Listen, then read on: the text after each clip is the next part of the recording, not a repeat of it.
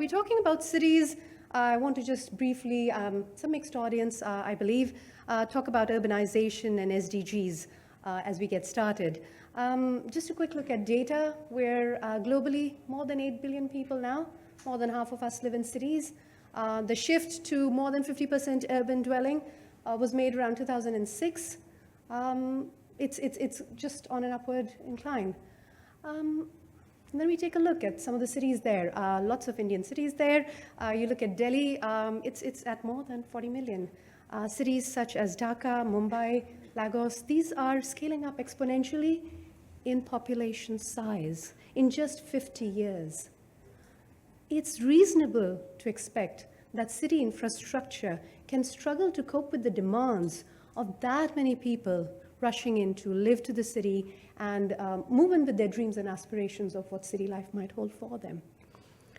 And in that context, clearly the SDG 11 sets forth the bold agenda that we do intend to make both cities and human settlements, and the words here are quite indicative of the human condition: inclusive, safe, resilient, and sustainable. And of course, this is broken down into the larger agenda of what that might look like. Good urban governance that is able to provide better housing, maybe even housing loans, access to transport, access to green space, and so on and so forth. There's also a nudge here towards cultural and natural heritage, as that typically, as I mentioned, pays a heavy price in the drive towards urbanization. The EIU Livability Index also, again, driving forth conditions of human living and a little bit away from the harder aspects that perhaps some of the other earlier presentations were about. This is talking about long-term well-being of residents. It's talking about communities, access to walkability, pedestrianization, services, etc. So we are starting to see that the approach, while powered by the nuts and bolts and the engines and hard engineering principles, still at the end of the day must cater to the needs of the residents. I just wanted to spend a minute here. This is from my days in Urban Design Studio. I want to draw your attention, it's a lot. I want to draw your attention to the central row, the leftmost picture, which is Irvine, and then perhaps move down 2 blocks to Tunis, sorry. And I want you to just see how different they look. So this compared with sort of this. We've spent around 100 years designing cities, and here I hold myself accountable. Architects, urban designers, urban planners, motivated by putting the automobile and the movement of the automobile front and center. The expressways, the highways, how quickly can one travel? How much time does it take to move from point A to point B? And so I want to go back to this. Someone had free rein to draw perpendicular lines and optimize the movement of the car through blocks.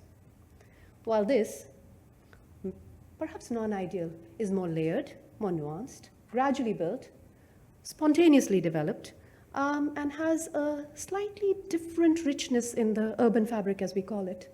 It's far more complex, not easy to solve for, but is far more layered and eminently lends itself better to the human scale.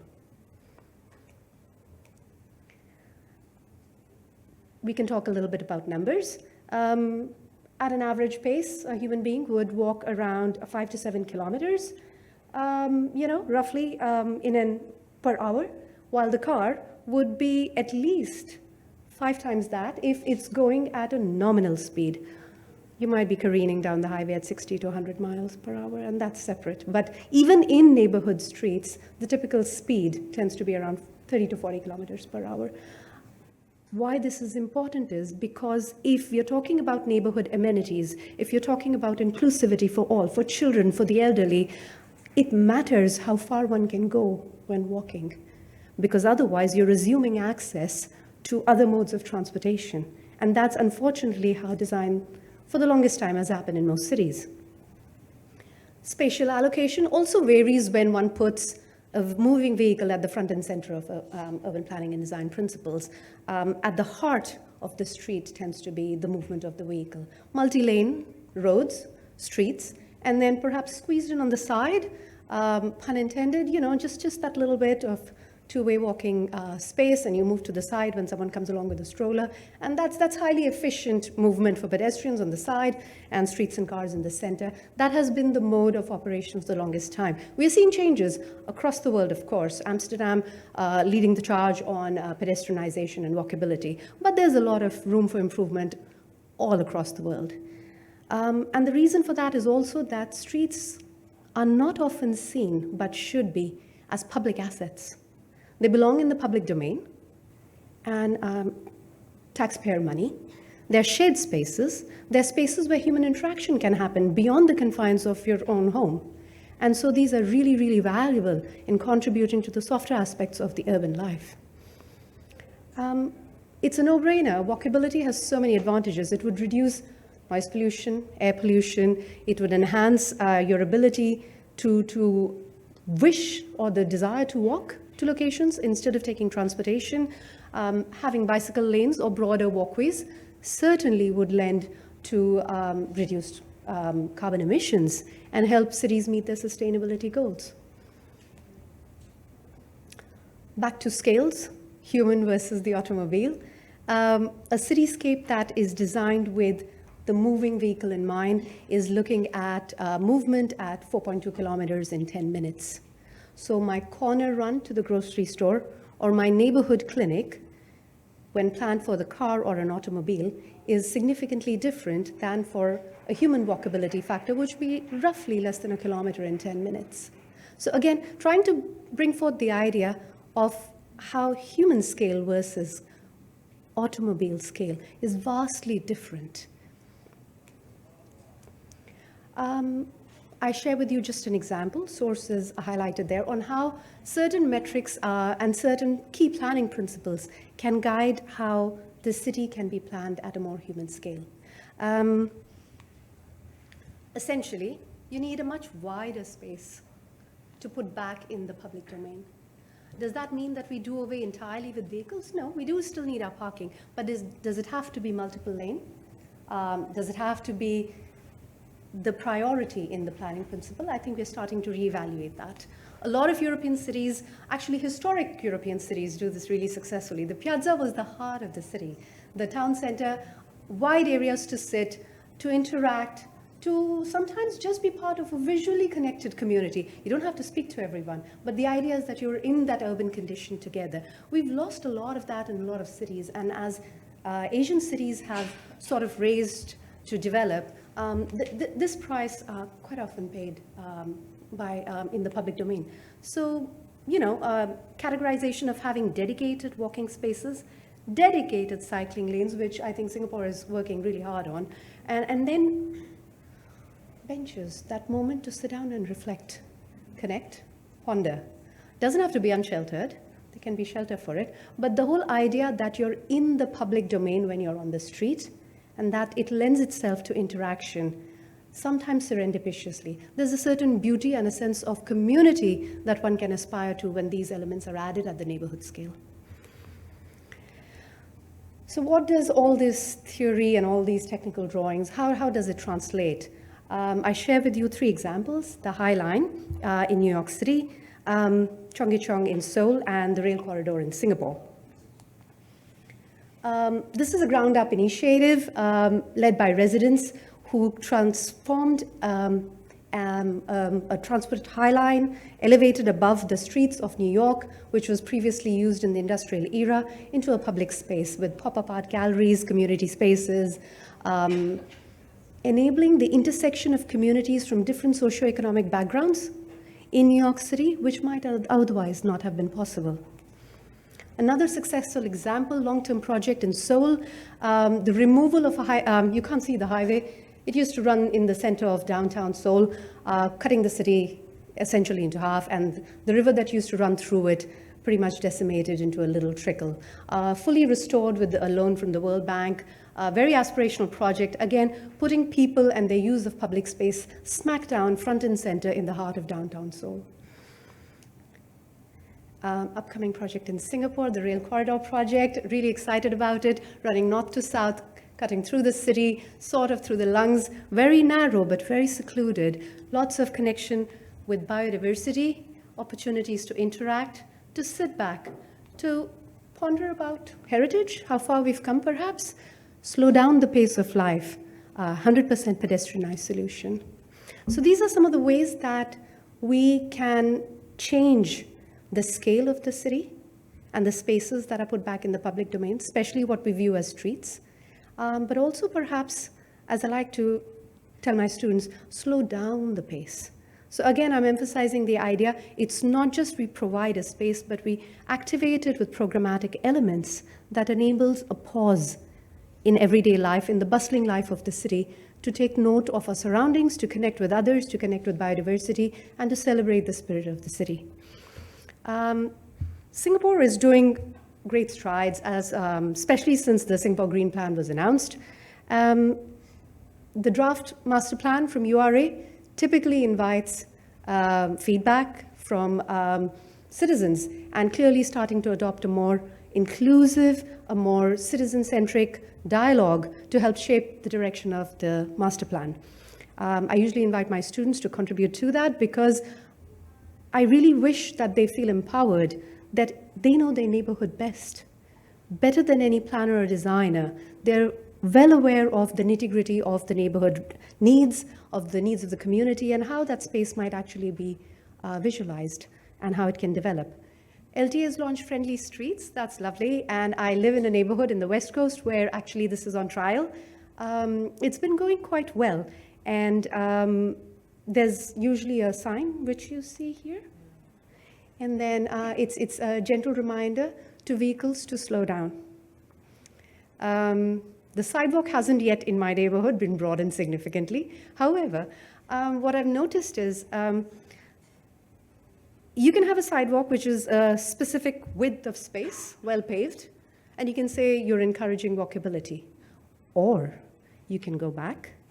There's been an effort to replanting both sides of the sidewalk.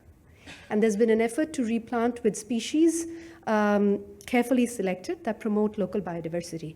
So when I walk now, I notice not only is it greener, but through the careful selection of plants by NParks, there's more butterflies. My children like to pause because there's something more to see. There's a reason to walk slower, to enjoy the walk, even in the humid and hot tropical weather here. There's just an additional, so programmatically, it's not just the provision of the sidewalk, it's adding more to it. It also helps provide that little buffer so that you're walking just at a little bit of a safe distance from the moving vehicles. So these are the little bits, the little details that help make the human scale a little bit more respected and goes beyond just proposing for walkability to make it truly enjoyable. Last but not the least, I think I mentioned at the start of the talk, we pay a huge price for urbanization. Sometimes in becoming almost negligible, the human scale is very different to city scale, and you feel like, you're really shrunk down. The other sort of heavily shortchanged aspect of city development tends to be nature. Biodiversity typically pays a huge price, and with the push towards city in nature by Singapore, you're starting to see a lot more thrust on aspects that help not just push back nature into the city and seed it, but again, as I see it, it's helping bring forth the enjoyment and the connection of humans with nature. So it's not just nature for nature's sake, but it's also for humans to slow down, enjoy, interact with more, and learn more about nature. So this is clearly a work in progress, and I'm following it with great excitement to see how it all develops. But a lot of ambitious plans undertaken by the government on this. As I come back full circle, there's a picture taken at Bishan Park, since we were talking about experiential learning. What can we do? What is the meaning of it all? I think there is a great value, as I was talking to Anne earlier. The problems that face cities are massive. Sometimes they seem insurmountable, but we all have roles to play in the zones of operation that we all sit in. For my students, one of the things that I've embarked on is having introduced them to certain concepts in Singapore, to see them live, to experience them, to work with institutional and industry partners to identify a live project and then to ideate for it, to come up with ideas and then really push for implementation. So we all have these spheres and zones of influence, and I encourage all of you to seek out these zones and spheres of influence. You don't have to be an architect or an urban planner. If it's your neighborhood, trust your instincts. You do know what's best for it, and please do push for it. Thank you. So good afternoon, everyone. Thank you for the opportunity to speak today at the event. And building on the earlier presentation, I'll be speaking about the importance of addressing urban aging for the sustainable future for Singapore and the region. I have a background, as you heard, in urban planning and urban design, so I'll be approaching the topic more from the built environment lens.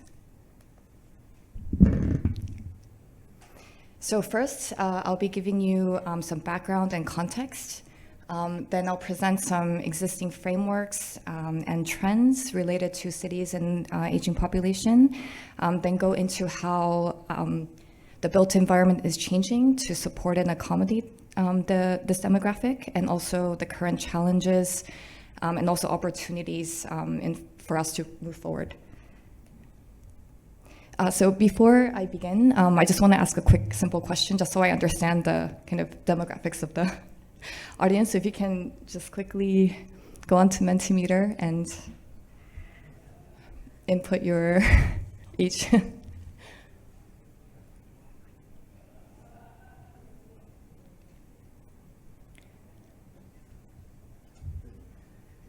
So I'm seeing the results on my screen, but I don't think the screen, yeah. Thank you.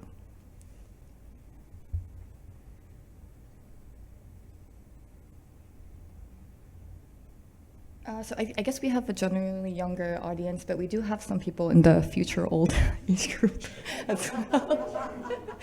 So hopefully this will be relevant, even though it should be relevant for everyone in this room.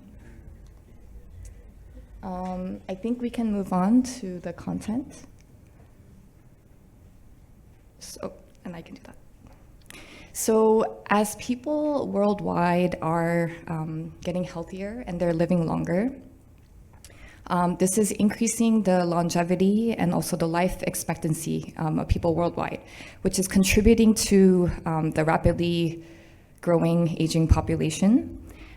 So in 2019, you'll see that East and Southeast Asia had the most number of senior population worldwide, and UN also projects that by 2050, the number of worldwide senior population will double to 1.5 billion. So more specifically, by 2050, a fifth of South Asia will be projected to, the population, a fifth of South Asia would be projected to be over age 65. And for Singapore, that's a third of the population. If you look on the right, you'll see that the rate of the aging population growing for Singapore is actually very high, especially between 2020 to 2050. It goes from below 15 to, again, over 30%. And Singapore is projected to be a super age society in just a couple of years.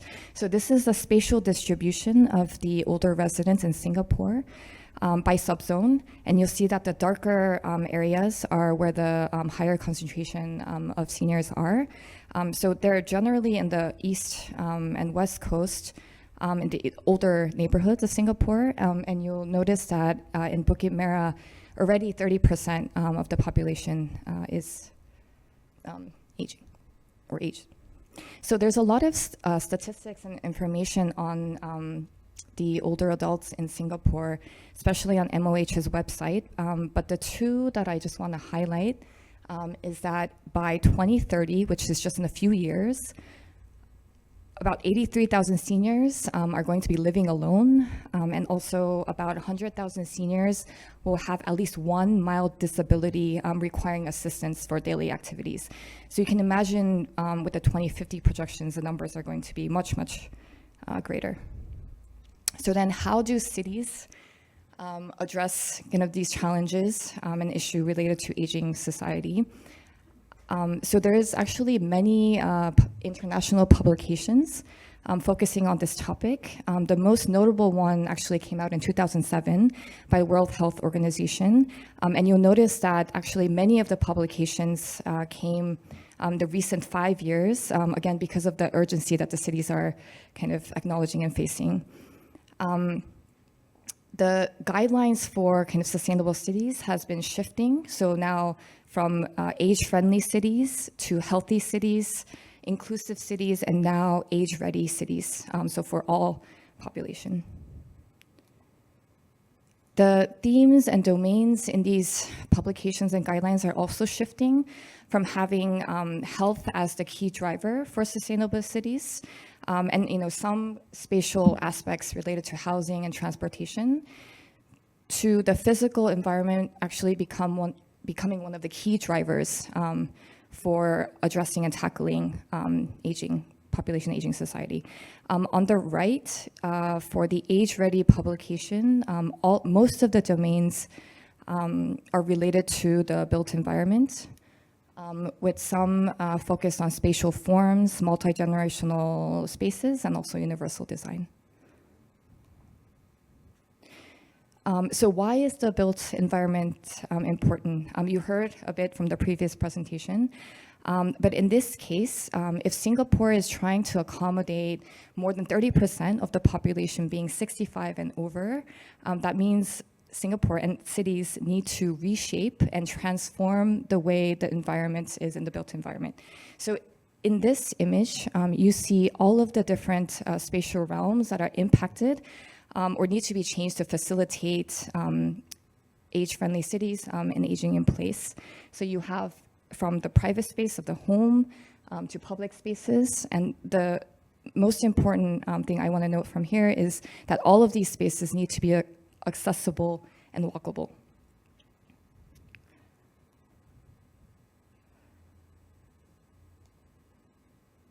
So I didn't realize my slides were, but I guess to give you some examples then for how to design for aging communities and aging cities, and also examples of how built environment is changing. So in terms of the care systems, there's a shift from institutional facilities to more person-centered and community-centered hubs.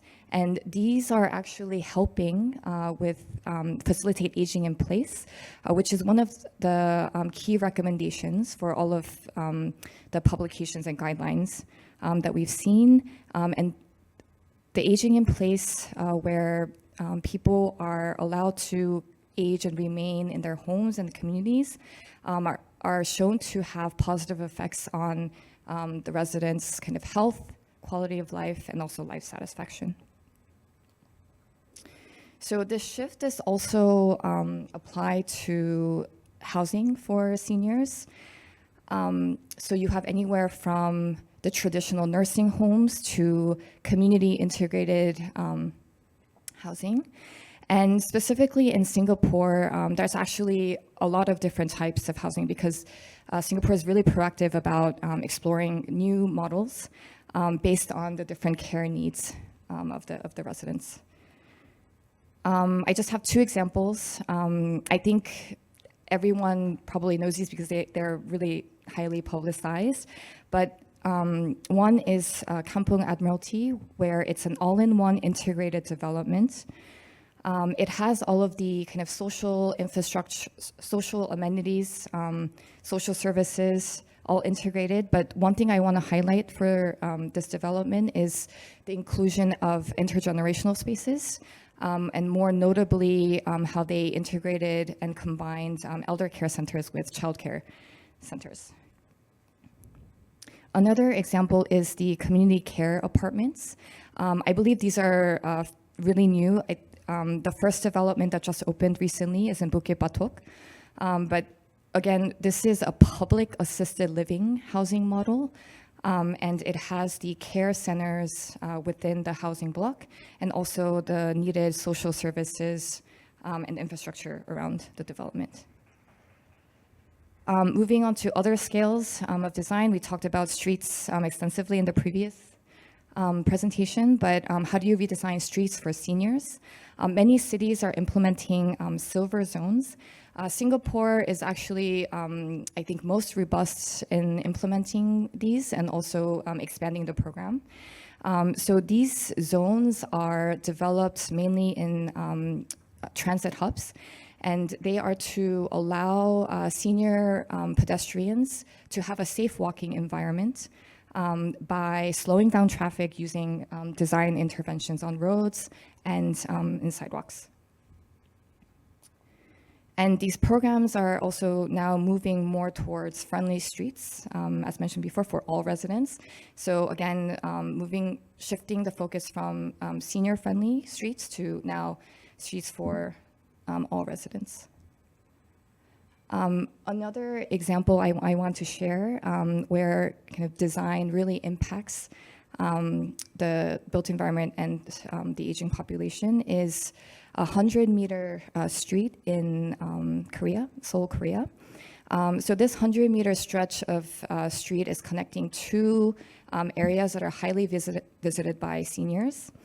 And the stores and the way the street is designed is very accommodating and catered towards the aging population.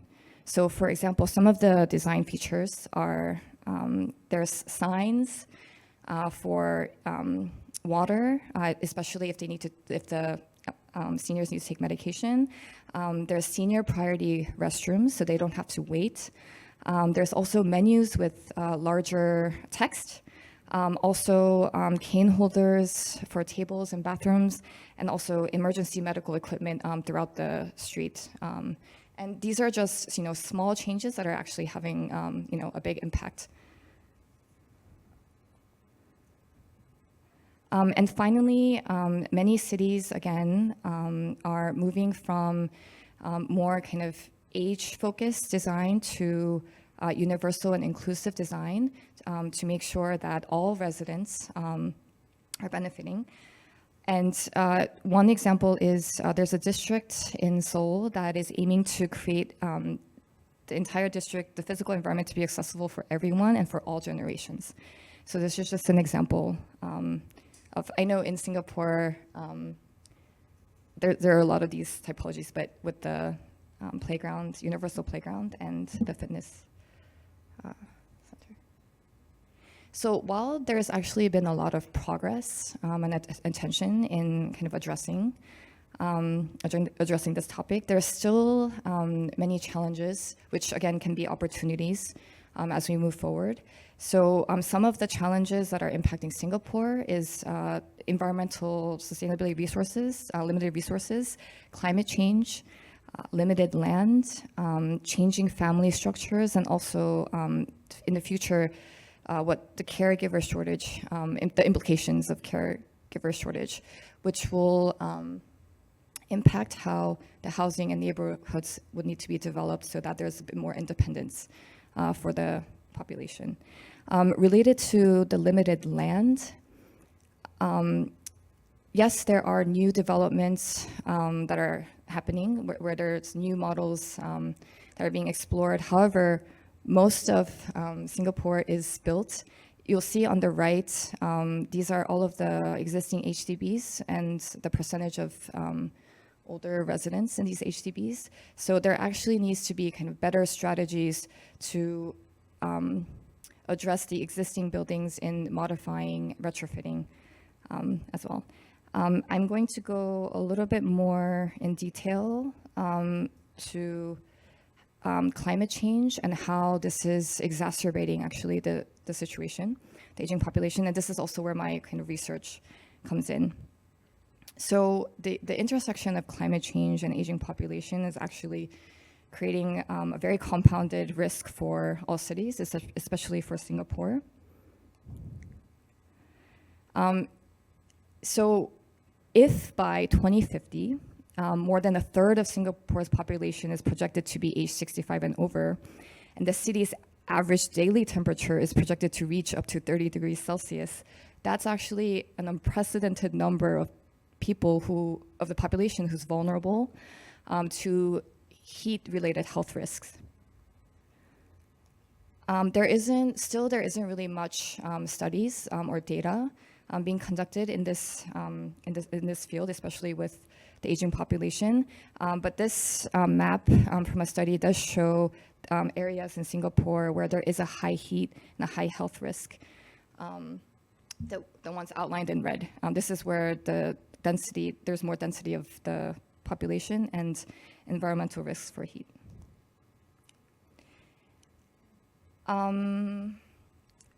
So I guess one kind of improvements that has been happening is that the air conditioning ownership is increasing, as seen by reports from the Singapore government. But what I wanted to point out today is that, again, while it's increasing, even though it's very slow increase, in a field study that I did with older residents and trying to understand their thermal environment and also their kind of heat vulnerability and heat exposure, I found that even though all of these residents have AC, 85% of them don't use their AC, even when they're sleeping at night. So what this means is that there actually may be more people that are vulnerable than would be recognized. But this also means, and the preliminary data shows that the average recorded home temperature of these residents is at about 30 degrees Celsius. And half of the participants, their home temperatures are even higher than 30 degrees Celsius, which is going to have long-lasting health impacts for this group. So I guess I've just outlined all of these kind of challenges to illustrate that there is still actually a lot of work that needs to be done for Singapore and cities around the region to be age ready and to be able to facilitate aging in place. And I just wanted to kind of have a somewhat discussion based on two questions. I know it's a younger group, so most of you probably didn't, think about where you would age or aging, but just to understand, if you had any kind of thoughts, ideas of where you see yourself aging. So if you go to the third, I think the one after this one, yeah. So I have responses. I see some of the responses, but I don't think it's being. So I can just read them. So where do you see yourself aging? Oh, these are not responses. Okay. Okay. At home. Yes, apparently that's the best option for your mental health. Stepped up medical facility. Okay, it's interesting. Singapore, Berlin. Green place. So many of you imagine yourself aging in Singapore, even though I listed all of those challenges that Singapore is having. So I guess the next question is, if you go to the next question is your current neighborhood, I guess, apt for aging in place? Why or why not, I think is the question. Yeah, or sorry, does your current neighborhood allow you to age in place? Why or why not?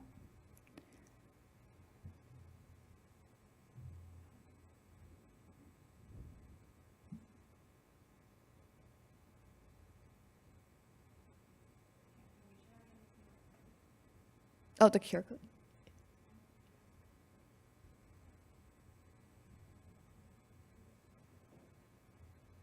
Sorry, someone responded not Singapore for where do you see yourself aging?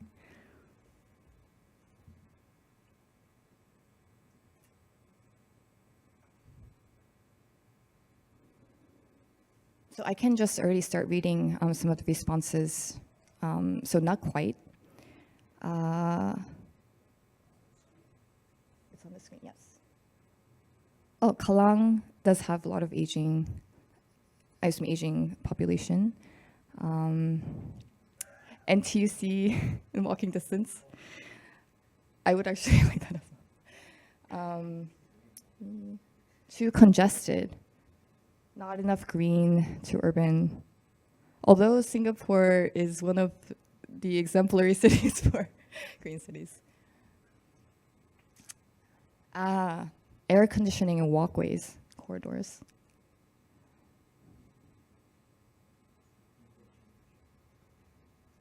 Oh, which neighborhood is the one, is it Queenstown? The one with intergenerational facilities? Queenstown? No? Oh, that you don't think that's it? Okay.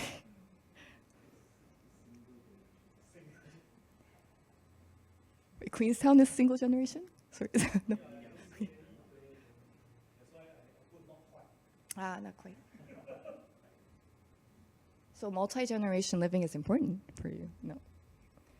Shops and doctors and MRT station nearby. Oh, access to transport is very far.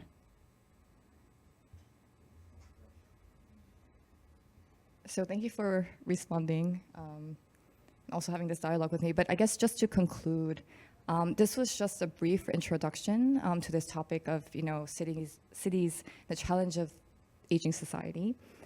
But I do hope that you understand the urgency that cities have to become age-ready and then to become sustainable. And I personally believe that we're all aging together and that we all have a role in trying to make Singapore and all the cities more livable so that not just us, but all generations can age well. So thank you.